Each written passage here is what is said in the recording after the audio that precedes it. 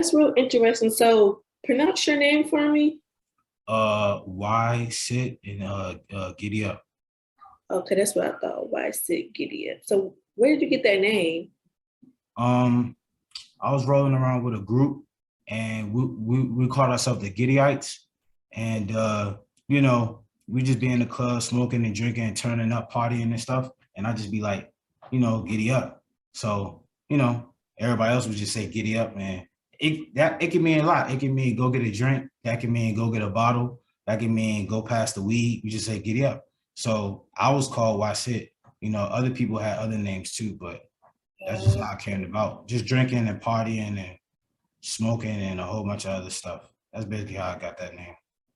Okay, so you first went by Why Sit. Yeah, and then all my other crew, we just turn up and then they just say giddy up, like to pass a drink or smoke the weed or whatever. So I just went with that after that. So I just merged it together.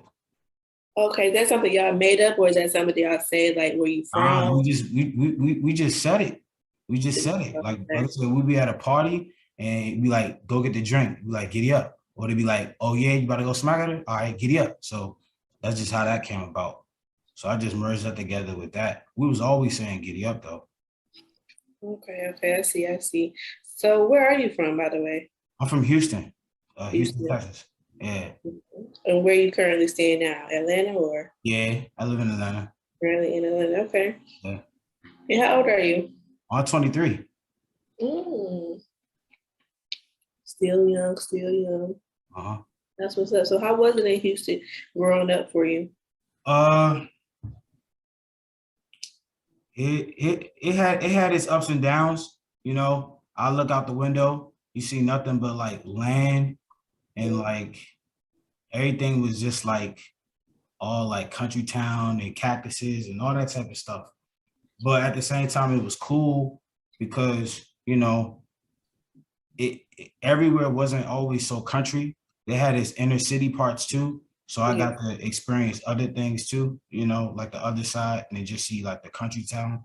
So I would still party with people and, go out and like go to certain malls and stuff like that. But it was real country, real country. Really? Because a lot of people I know like to go to Houston to like, vacation. And so that's just really, I wasn't expecting to hear country town. Mm-hmm. Well, I'm from Mo City though, so it's like it's kind of country, but it's more like I would say kind of like a suburban area to a T, but it's like many houses, but like it's still a street. So it's like half of it would be country, like if you like drive like further down the interstate, that'd be country, and then you drive over on this side, over here be the city part. So that's kind of how it was. It was kind of a mix of both. Okay. So you're a rapper, right? Yeah. Obviously. Okay. How did you start rapping? How did you get into the music industry? Well, I was rapping since I was 9 years old, but I didn't take it serious until I was like 17. But my cousin T.i, he basically like put me in the studio a lot, like growing up, and Trae the Truth, basically helped me get my foot in the door and just basically show me the ropes of everything. Like as a kid, like when I was like real young, T.i wanted me to stay out the light because like it kind of keep me safe because you know, you know, you in the industry, you see a lot of things, you know what I'm saying? Like a lot of people approach you like for pictures and autographs and things can get overwhelming at times. So as a kid, growing up, being in this house, with him and Tiny and Zonique and Damani and everybody, like he basically wanted me to stay out the limelight. So it's like a lot of pictures and like a lot of celebrities would like come over to the studio when I was living in his basement. They'd come over to the studio and they'd be like in the basement and we just all be playing songs I produce and like do a whole bunch of stuff. But a lot of the pictures, times that people would take pictures with me and them, a lot of those pictures would be cropped out because like I said, he really didn't want me in the spotlight for real. And at the time, I don't even think I wanted to be in the spotlight. So that's kind of how I got into the music industry. Like I kept, you know, I dropped out of high school. I went to Elkins in Texas. Mm-hmm. And when I dropped out, I went to Tip's house. And, I was always in Tip's house before that. But after I had dropped out, that's when I was really focused on the music, like at 17. So like I was in his basement and like celebrities would come over and like they'd be playing music and I would produce and listen to the songs and I'd play my music and everything was good. It's just when the recording would happen, they didn't really want me to be like on camera and all that for my protection because, things got hectic. And I kind of didn't want to either, but that's kind of how I got into the industry. It's basically because of T.i and Trae the Truth. Okay. So are you solo? Are you a solo artist or are you signed to a Nah, record label? nah, I'm signed to Hustle Gang. Grand Hustle. Okay. Yeah, Hustle Gang. Grand Hustle. Yeah. Hustle Gang over everything. And how long have you been signed to them? Since you were 17 or?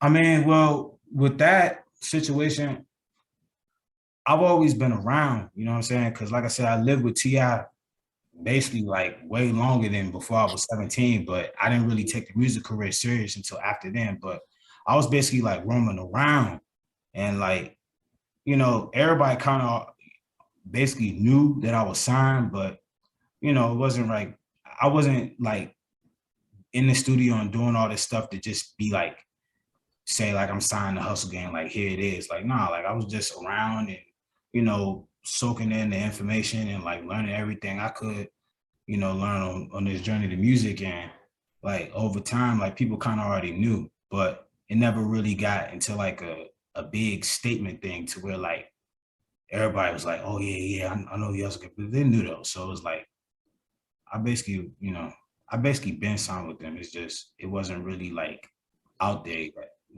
But, the thing about Hustle Gang that I like though, is like, when I was staying in Tip's house, what I'm saying, talking to him and all that, he sat me down and he told me, basically like, all right, like what mean the world to you?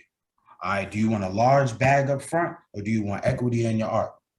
You know what I'm saying? If motherfuckers coming to you with the large bag up front, then that's yours. You get that, you keep that, and you ain't gonna see none of that royalty check shit, none of that shit. All right. If you want equity in your art and you get to go through artist development and see, the different shades and 20 different genres of music that you can contribute to, whether it be through art covers or models or actresses and actors or other artists or producers or just 20 other different ways to contribute, and you're going to take equity in your art and you're going to have to sacrifice some of the upfront money. And I was aware of that, and that's what I wanted to do. So instead of taking a deal, because I had a lot of offers like before the Hustle Game really thing popped off, I was in Hawaii a lot. Like I kept going back and forth to Hawaii. Like other than me being locked up and like all this other stuff, because I used to sell crack and all that, I kept having to go to Hawaii after I get out of jail just to like duck off. Cause like I said, Tip wanted me out of the limelight. So like I say like 16, 17 is like really when like the music happened to where like things was really being put out there like a lot, like records and videos, all that stuff. So, while I'm out of the light, I'm going in and out the light, in and out the light. So I kept going back and forth to Hawaii, then to Atlanta and Houston and just all types of other different places after I kept getting out of jail. And basically that's when I ran into like a couple of other labels and stuff that wanted to sign me because everybody was, Tip's house was the spot. Everybody was coming over to Tip's house. Everybody was in his basement. And they was just listening to music, and all the artists and all the celebrities was coming over, and they was just listening to, what I was doing. And not even just what I was doing, collectively what Hustle Gang was doing, and everybody was in the studio. So it was lit, like literally every night. If not every night, then like every other weekend. Like it was literally lit in there. So I had L.A. Reid.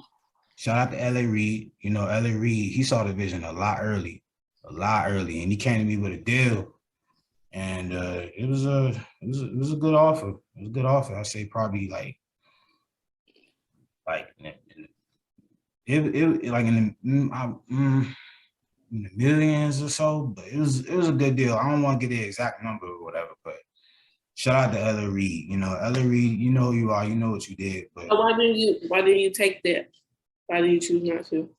because like, you know, Ella Reid, you know, he's a dope guy. You know, Mm-hmm. shout out to Ella Reid. Like Ella Reid, he looked out for a lot of people like Rihanna, you know what I'm saying? Mm-hmm. Jay-Z, like Ella Reid, he really put people foot in the door and like really looked out for a lot of artists. And I was aware of that. But the thing was, you know what I'm saying? Like within the time that he came and sat me down with a deal, it was like 2 or 3 days. And you know, he just kept coming, you know, back and forth. And I say, all right, we about to throw all the money down and we're gonna get this done right now. But then the next day came and I was like, and then third day came, and then that's when I like was in the studio with like all the hustle gang. And like I said, back then it wasn't really no deals being like thrown out there as far as like joining a hustle gang, but it was like, So why didn't you take the deal with LA Reid? because it was like, you know, it wasn't really fully all the way 100% established yet. And then at the time, like I said, I'm in the studio with T.i, I'm in the studio with Trae, I'm in the studio with Trans, Lee, Tokyo, just everybody. You know what I'm saying? And Okay. like, I really wanted to like stay with my partners. You know what I'm saying? Like, I really wanted to stick with my team. Okay. So you didn't take the deal because you wanted to stick Yeah, with because it's easy. You know, when you see all that, like I said, Tip came to me and he said, look, man, what mean the world to you? You want a large bag up front or do you want equity in your art? And, you know, like I said, LA Reid literally, you know, we was in. So, real quick, I'm sorry to cut you off. I hate to cut you off, my bad. But I want to know, you didn't take the deal from LA Reid. You were in the studio with T.i, Hustle Gang, and everything like that. So, what music do you currently have out now? Any new songs? Any mixtapes? Yeah, I got Country Club out, and I got Gideon Nights out. That was my new mixtape. Country Club is about, I said probably say like a year, 2 years old. But that's the thing, like in between time, like me putting out records and like going back and forth to Hawaii, it was a balanced experience. And I say that in the sense of where like when Country Club came out, you know, for me, the music, I wasn't really all able to be me all the way. In the sense of where like, you know, I was putting out the music that I really wanted to do, but like, you know, when Country Club was out, I didn't get to focus on the videos the way I wanted to focus on the videos. I didn't get a way to focus on the just the whole narrative and scripts of the lyrics the way I want to focus on them, and the visuals and just the performance. And I think that's something that, you know, you learn over time, you know, artist development, you know, just part of the whole packaging. But the importance of that stuff really gets lost. And I think when Gideon Nights came out, I really, really focused on, you know, just the whole content and whole full aspect of everything. So it was a good process. Okay.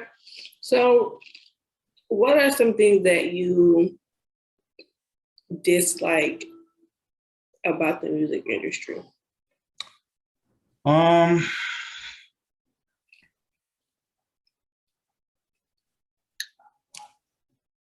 Some things I say I dislike is that everything has a process to it, in the sense to where like, you know, like I said, when I'm in the studio with T.i and, you know, all these kids like Damani and Zonique and all them and Hustle Gang and Trae the Truth and everybody, and we in this basement, and, you know, when I was selling crack and, you know, we had a little trap to where like we was in the back and we had a little window and the junkie would tap on the window and I just serve them. We'd be serving them, they serve me and I serve them. And like I said, making the music in the industry, it's good. It's just what I really don't like about it is just the process of everything. Like because with me, a lot of fresh, like I said, being in that studio and being in the trap and cooking up songs in there and all that stuff, like everything just comes so fast. And sometimes it's hard to balance, and it's hard to put things into perspective. Yeah, that makes sense. I can't contribute to my fans really fast the way I would like to contribute to my fans. You know what I'm saying? You in the studio for 6 or 7 hours and you like, all right, I got 6 or 7 tracks. they're done. But then you wake up and you realize, damn, all right, nah, I could lay 20 more tracks down. Or it could be different slots or different things or other ways to contribute in. Like you just consume all these different ways and of inspiration globally to give to the fans, and they just love it. But that's what I don't like about it, is the fact that everything just comes so fast and you have to be able to catch up and adapt to the times. And it can be hard at times because when you're in that creative space, you're so busy on one thing, and you know, the people might look at hip hop to where maybe 5 years ago they might say hip hop might be turning rock, and then 5 years later, as you know, different genres shift to where it could be more of a melodic trap or people singing now on their songs, and why it could be still trap beats, people singing now, or people got like a pop smoke flow or whatever like that. So it's like now it's like different ways to can contribute, and like you just have to adapt to the times.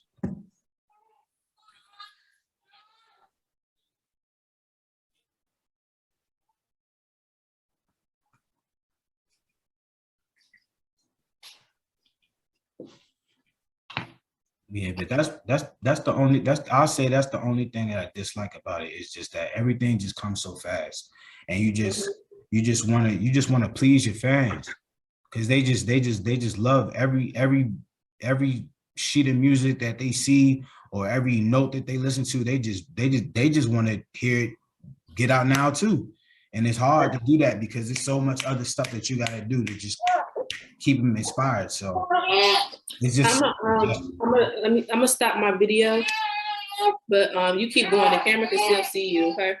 Okay. All right. Let me move on to the next question real quick. One second. Touch her up. Okay.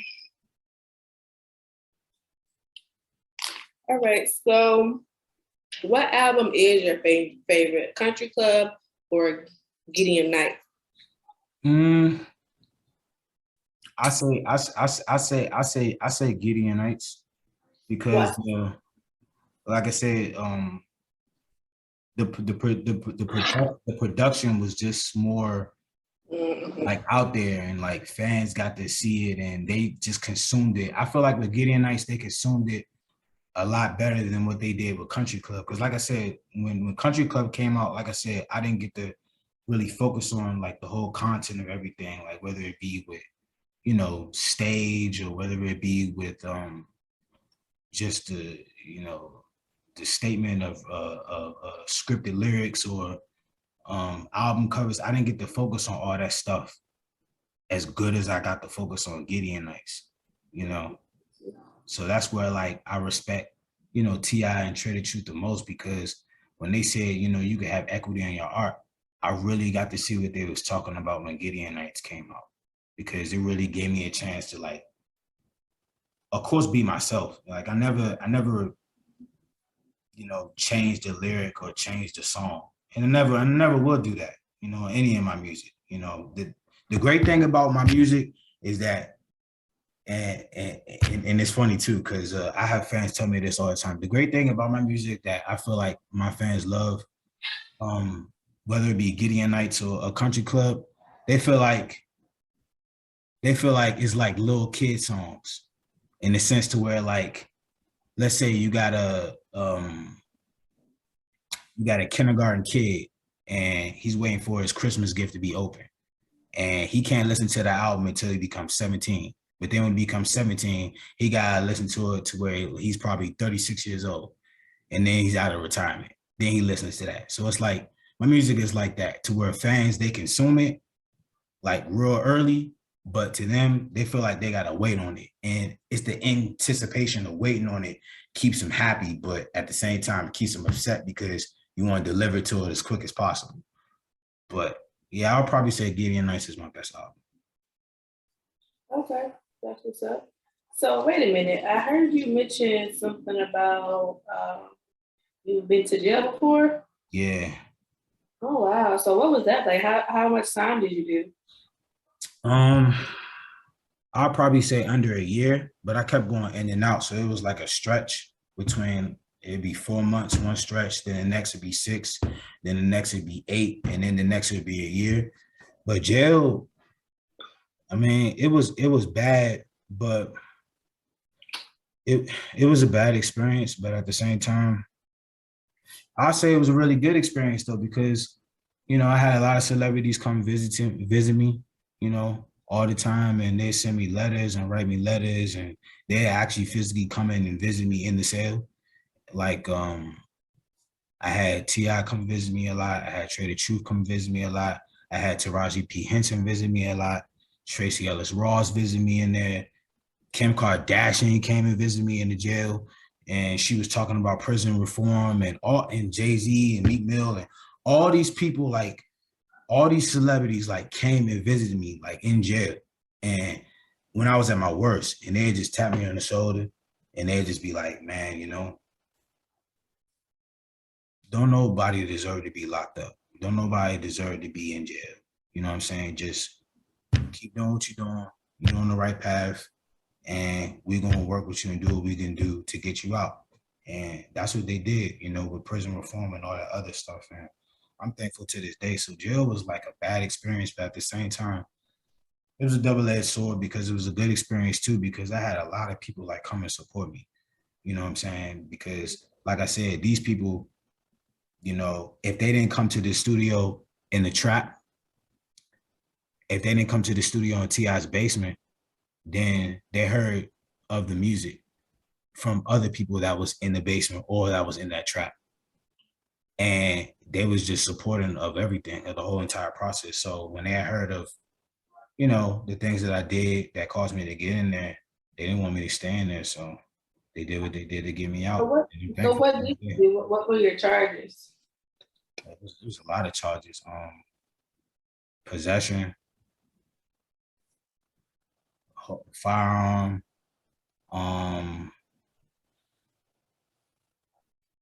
a lot of other things that I really can't say at this moment due to lawyers and stuff, because I'm kind of still on probation. So I can't say those things, but it was a lot of charges for certain stuff. Mm-hmm. Certain cases I had to take because, hey, a lot of niggas, they fold.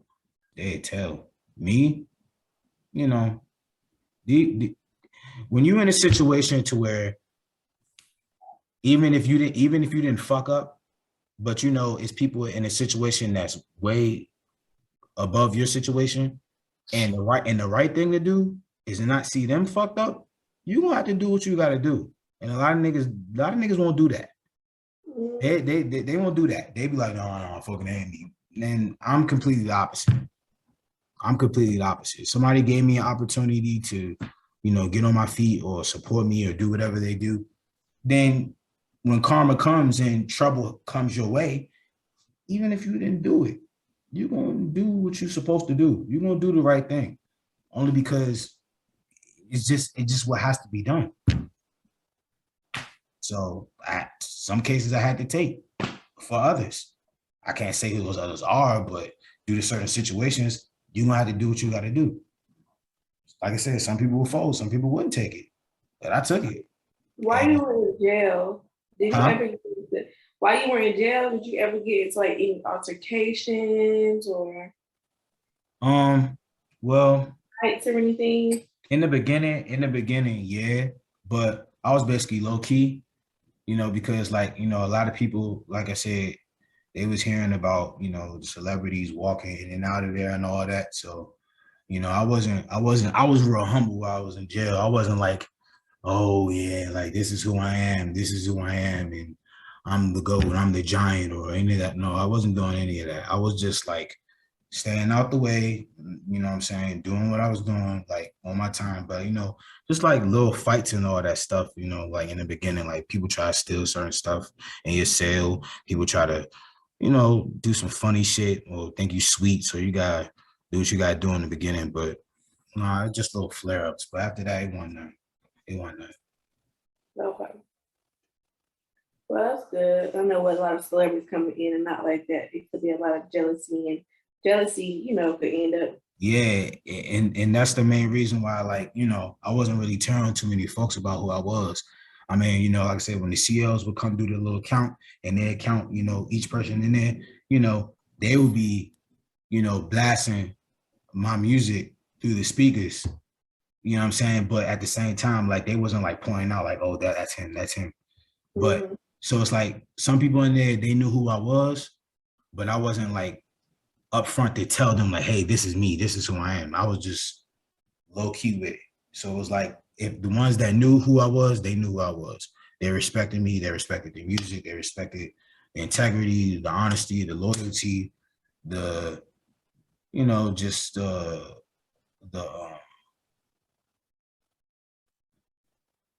the music period, and they just didn't fuck with me as far as that go. But as far as like telling everybody, like dapping everybody up, like nah, like it wasn't like that. Nah, I wasn't telling too many folks because I knew they was gonna hate. So like I said, because a lot of people was coming in there, in and out, like all types of celebrities coming to visit me, sending me fan mail, like hundreds of thousands. Shit, even within that year, I was in there. They was sending me mail, fans, celebs, all of that, hundreds of thousands within that year. I'm like, God damn, like this is a lot. And like I said, the COs and the feds and everybody knew of it. But I'm like, yeah, let me just stay low key because I don't want, you know what I'm saying? So I ain't tell too many folks.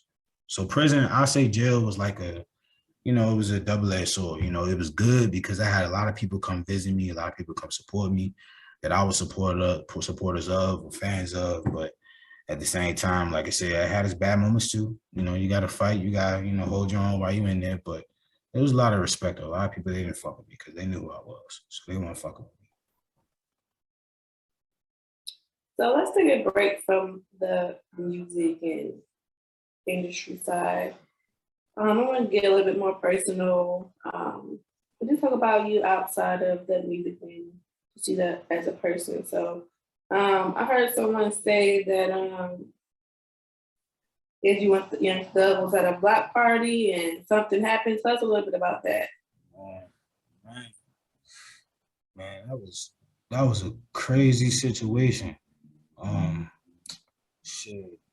Young Thug was out there, Trae the Truth was out there, Tip was out there. Shout out to my hustle gang partner, Five Mics. He was out there. Tokyo Jess was out there. A lot of people was out there, but shit, I mean, shit. Sometimes, you know, in the hood or on certain blocks, things get out of hand. And where was the black party at? It was we had it in Houston. It was in Houston. Oh, okay. Yeah, we had it in Houston. It was a mixtape release party I had, and I had a lot of celebrities come and support me, as always, like they always do. You know what I'm saying? Other niggas was just out there just to be out there. Shit, that's how it is though. 9 times out of 10, if you don't see me, because me and T.i, man, we so close. It's not even funny. Like dead ass, we close. But then it got to a point where, you know what I'm saying, where after, you know what I'm saying, I met Trae the Truth, you know. After I dropped out of school and I met Trae the Truth at Elkins High School. I went to Elkins High School with Travis Scott. You know Travis Scott. I went to Elkins High School with Travis Scott.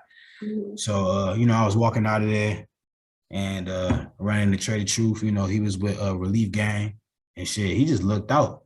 You know what I'm saying? Like, Travis was like, hey, this my man's right here. Woo, woo, woo. You know, he did what he did. Was walking on, went to go do something else or whatever. Dapped him up. Travis left. And I started talking to Trae.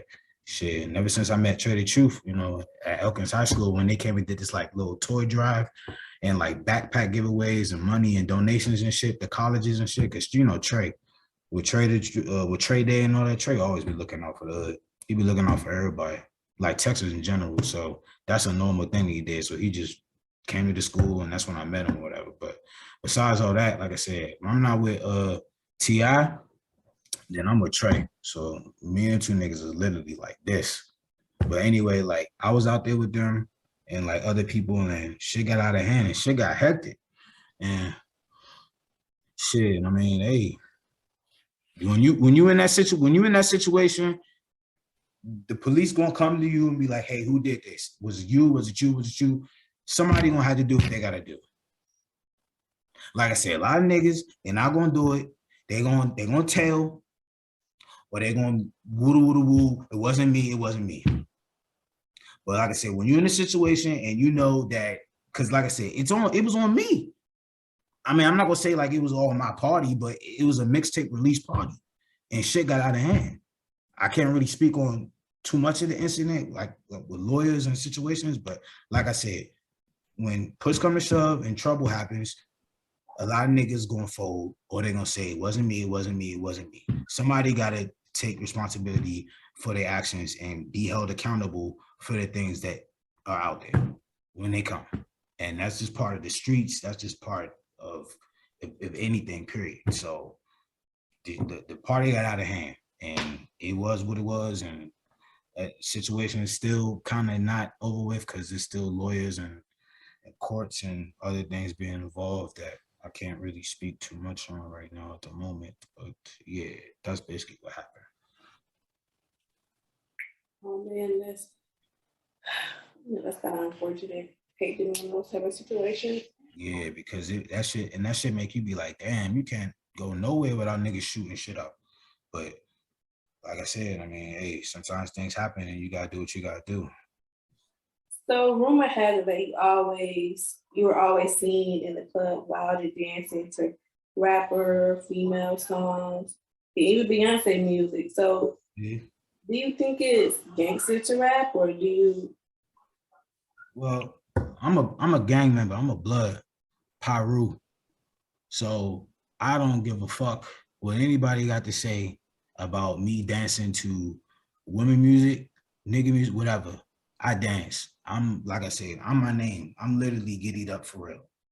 So I don't give a fuck what anybody talk about. If I want to fucking dance to some Chloe and Halle, I'm gonna dance to some Chloe and Halle. If I want to dance to some fucking Janelle Monáe, I'm gonna dance to some Janelle Monáe. If I want to dance to Beyonce, I'm gonna dance to Beyonce. You know what I'm saying? Can't nobody tell me nothing. Okay, all right, that's right. So before we kind of end this music video, is there any advice you would like to give to any of your fans? Any advice? Yeah. Well, first of all, I like to let all my fans know that, you know, through the more than 2 or 3 years now, I'm grateful for every experience. You know what I'm saying? Shout out to Hustle Gang. Everybody that's in the Hustle Gang. Shout out to B.O.B. Shout out to Young Dro. Shout out to Trae the Truth. Shout out to T.i. Shout out to Tokyo Jets, Brandon Rossi, London J, Young Book, GFN Bryce, Ra Ra, Trans Lee, and me. Shout out to y'all for the opportunity that y'all provided me, you know what I'm saying, through my career. Shout out to all y'all fans, because I wouldn't be who I am without y'all. You know, every day I have fans come up to me. Some of them, they could be 10 years old, some of them 15 years old, some of them 5 years old, 6 years old, and collectively come up to me and they tell me like, man, you inspire me every day. Your music is like a mirror of inspiration, and it touches 20 different genres globally, all over the world. And it's adventurous to me to listen to these records. So shout out to y'all for telling me stuff like that. And any other advice? Hey, don't listen to anybody that tells y'all you can't make it as an artist. Don't listen to anybody that tells y'all ain't shit. Don't listen to anybody that say your music gonna get out there, and don't listen to any of that, man. You know what I'm saying? Be you, be kind, be nice. Don't let people shit on you because you kind and you're nice, whether it be through your art or whether it be through your music, producing records, visuals, collectively connecting with other celebrities or models or whatever. Don't think it's not cool to be kind. Don't think it's not cool to be kind. You know what I'm saying? When you look at people like Steve Jobs, you know what I'm saying? Like, shout out to Steve Jobs, but at the same time, his narrative was that he made it and he shitted on his fans. He was mean to his employees. And me, I'm the exact opposite. I don't shit on people. I don't look at myself like I'm too big to give people opportunities and chances and just be nice. And I'm completely the opposite of Steve Jobs. So be kind, be nice, be grateful, and thank y'all to all my fans for your support and love. All right, so you heard it here first from GetteUp. I want to thank you for doing this interview with me. It was a pleasure having you here, and we'll just catch up next time. All right, thank y'all.